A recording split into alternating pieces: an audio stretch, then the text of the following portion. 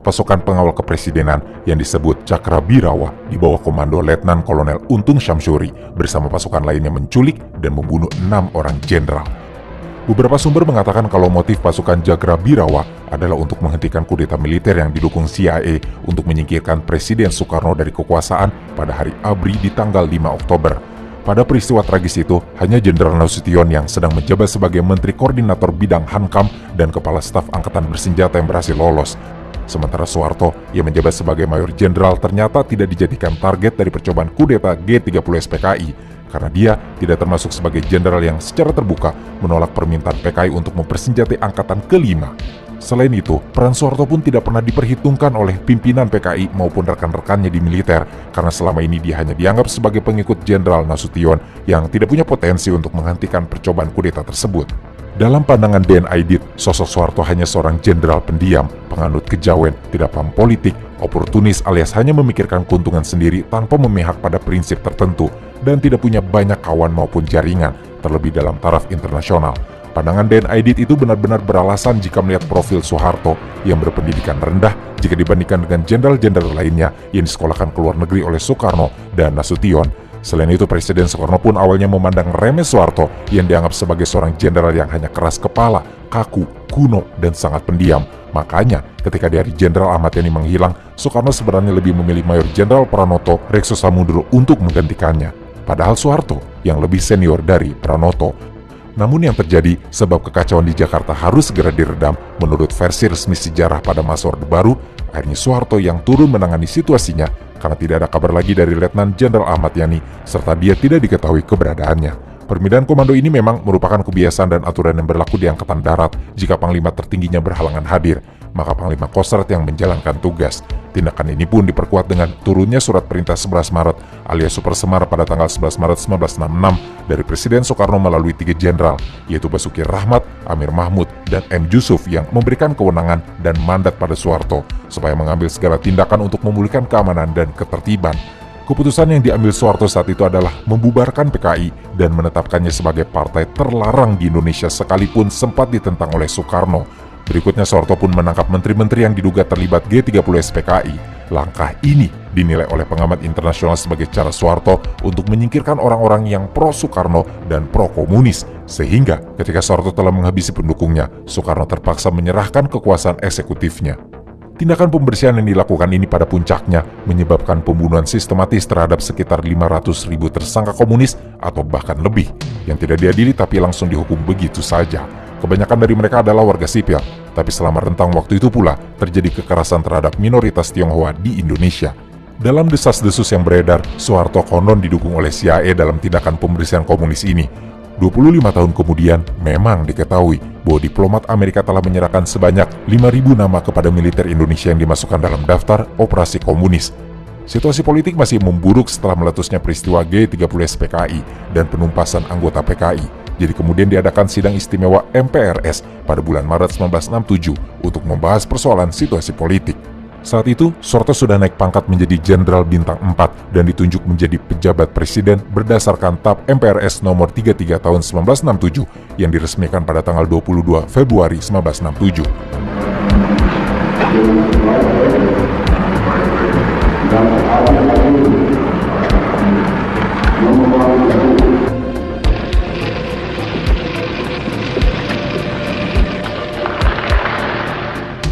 Selain itu, selaku pemegang ketetapan MPRS nomor 30 tahun 1967, Soeharto kemudian menerima penyerahan kekuasaan pemerintahan dari Presiden Soekarno dan melalui sidang istimewa MPRS berikutnya yang dilaksanakan pada tanggal 7 Maret 1967, Soeharto ditunjuk sebagai pejabat presiden sampai terpilihnya presiden baru oleh MPR dari hasil pemilihan umum.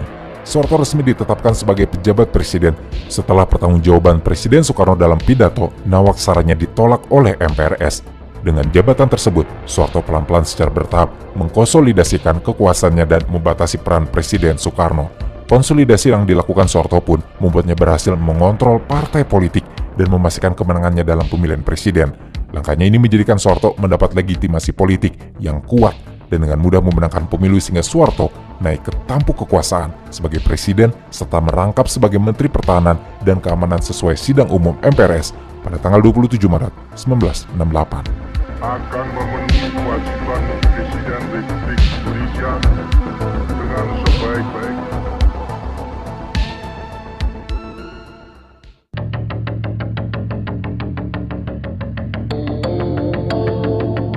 Soeharto naik ke tampuk kekuasaan dalam situasi Indonesia yang sedang mengalami krisis ekonomi dan politik.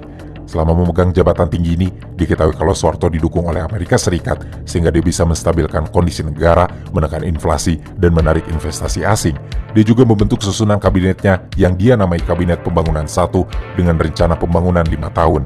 Di tanggal 15 Juni 1968, Presiden Soeharto membentuk tim ahli ekonomi presiden dengan mengangkat para teknokrat berlatar belakang pendidikan barat dan berpandangan liberal, terutama dari Universitas Berkeley yang kemudian dikenal sebagai Mafia Berkeley. Kebijakan ekonomi yang diterapkan Soeharto saat itu memang berorientasi pada pertumbuhan yang menyebabkan masa kepemimpinannya disebut sebagai Orde Baru, karena kemudian Indonesia benar-benar dibawa menuju swasembada pangan dan mengalami pertumbuhan ekonomi yang pesat. Pemerintahnya mengadopsi model pembangunan ekonomi yang berorientasi pada pasar. Kebijakan ini didukung oleh bantuan keuangan dari negara-negara donor yang tergabung dalam IGGI yang disponsori pemerintah Belanda. Swasembada beras pada tahun 1984 menjadi salah satu pencapaian ekonomi yang membanggakan. Indonesia bahkan sempat digolongkan sebagai negara yang hampir mencapai status negara industri baru. Namun, model pertumbuhan ekonomi yang terlalu bergantung pada investasi asing dan eksploitasi sumber daya alam juga menimbulkan sejumlah masalah. Ketimpangan ekonomi, sosial, dan politik semakin mencolok. Ketergantungan pada bantuan asing pun semakin meningkat setelah IGGI dibubarkan dan di momen yang sama, krisis ekonomi sedang melanda Asia di akhir 1990-an. Selain itu, kebijakan ekonomi yang lebih menguntungkan segelintir kelompok elit juga memicu ketidakpuasan di kalangan masyarakat. Sayangnya, masyarakat pun dibatasi untuk melakukan protes. Soeharto punya kebijakan politik yang sangat otoriter dan membangun konsep dui fungsi ABRI yang menyebabkan angkatan bersenjata pun punya kendali politik.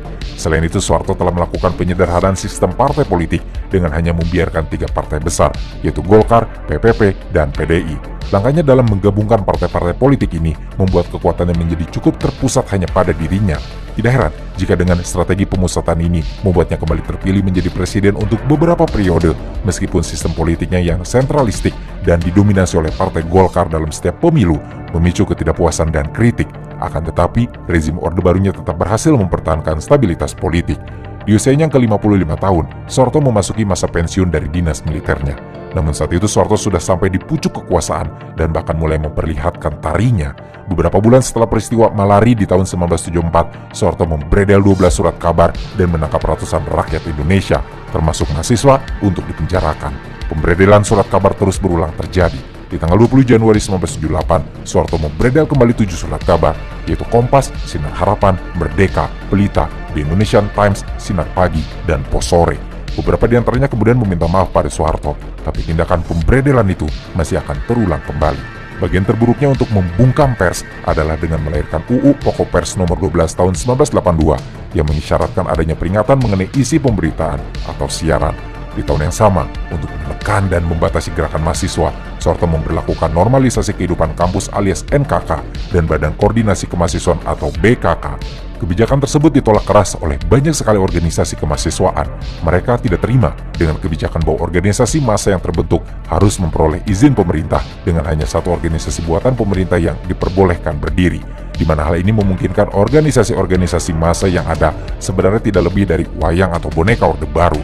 Meskipun Soeharto sudah menunjukkan bagaimana otoriternya dia sebagai pemimpin, tapi Soeharto kembali dilantik sebagai presiden untuk periode ketiga pada tanggal 22 Maret 1978 dengan Adam Malik sebagai wakilnya. Lalu melanjutkan periode keempatnya dengan Umar Wirahadikusumah sebagai wakil pada tanggal 1 Maret 1983 dan melalui TAP MPR nomor 5 tahun 1983, Soeharto diangkat sebagai Bapak Pembangunan Republik Indonesia. Di awal tahun 1984, diketahui bahwa Soeharto resmi menjadi anggota Golkar. Selama kepemimpinan Soeharto, dia membersihkan parlemen dari komunis, menyingkirkan serikat buruh, dan meningkatkan sensor pada masyarakat sehingga banyak yang menilainya sebagai pemimpin yang anti kritik. Tidak hanya sampai di situ, Soeharto pun memutus hubungan diplomatik dengan Republik Rakyat Tiongkok dan menjalin hubungan dengan negara barat serta PBB. Dengan kata lain, Soeharto telah menciptakan Orde Baru yang sangat otoriter dengan membangun sistem pemerintahan yang sangat sentralistik atau sederhananya